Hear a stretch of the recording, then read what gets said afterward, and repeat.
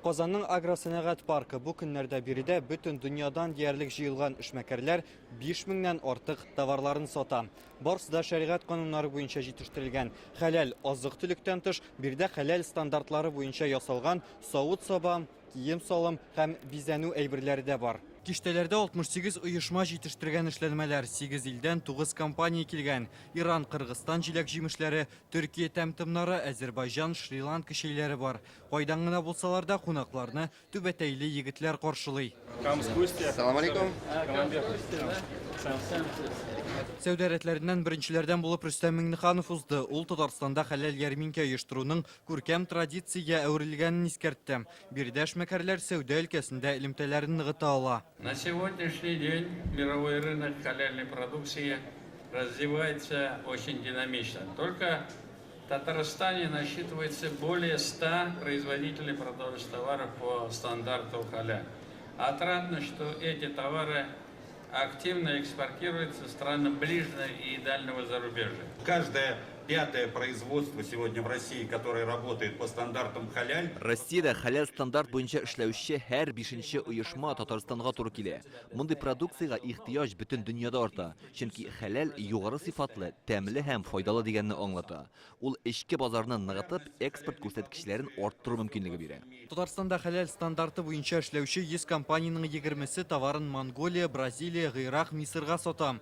Сөт ризыклары, ит, кондитер эшләнмәләре экспортка китә. Узган ел Татарстанлылар шул рәвешле 11 миллион доллар акча эшләгән. 2022 ел белән чагыштырганда бу 17%-ка күбрәк. Быел табышны тагын 5 миллион долларга арттырмакчылар. Безнең хәләл продукциясын республикада без 3 елдан артык инде целенаправленно шөгыльләнәбез.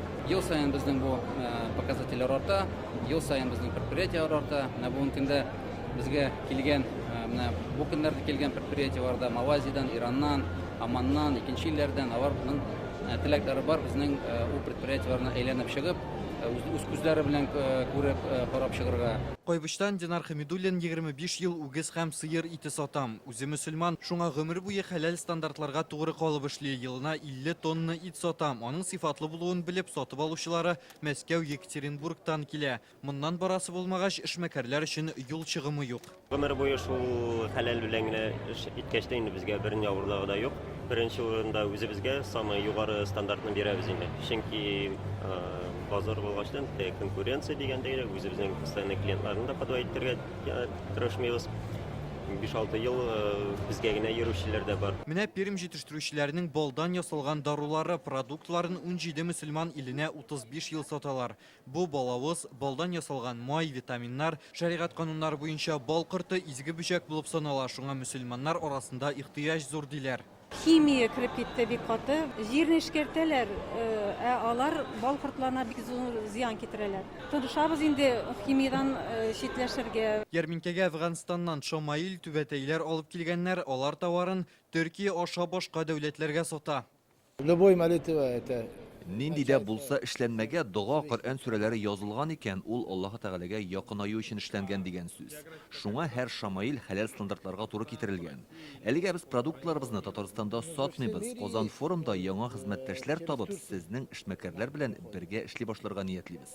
Хәләл ярминкә мәйданын берничә атна элек әзерли башладылар. Агросәнәгать паркында хәрәм азык-төлек сатучыларның сәүдә нокталарын ябып, бөтен җирне чистартып чыгалар. Ярминкә монда икенче тапкыр оештырыла. Узган ел җитештерүчеләр 20 миллион сумнан артык продукция саткан. 40 мең кеше килгән. Быел да шулай булыр дип исәплиләр.